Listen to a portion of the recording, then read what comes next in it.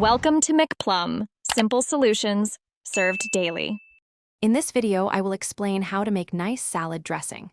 We'll start by exploring the fundamental building blocks of any delicious dressing, ensuring you grasp the core principles. Then, we'll dive into balancing those flavors, from acidic notes to savory undertones, creating a harmonious blend. Finally, I'll show you easy methods for emulsifying your ingredients, achieving that smooth, cohesive texture every time. Get ready to elevate your salads. Let's master the classic vinaigrette, a cornerstone of salad dressings.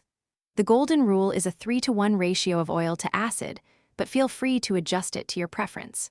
For the best results, always opt for high-quality ingredients like a robust extra virgin olive oil and a flavorful vinegar, such as red wine or apple cider.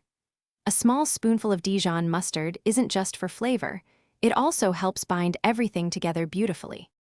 Beyond vinaigrettes, a world of creamy and flavorful dressings awaits.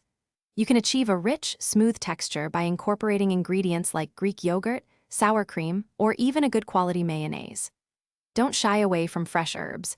A handful of chopped dill, chives, or cilantro can completely transform your dressing. For a touch of sweetness, consider adding a small amount of honey, maple syrup, or a pinch of sugar to balance the tang. Proper storage is key to enjoying your homemade dressings.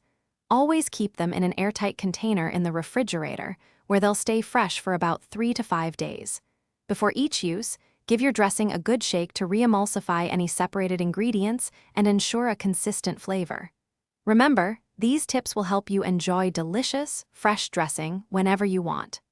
Also, be sure to check the description below for a link to the Oala water bottle and other great deals. Thanks for watching, stay juicy, and subscribe.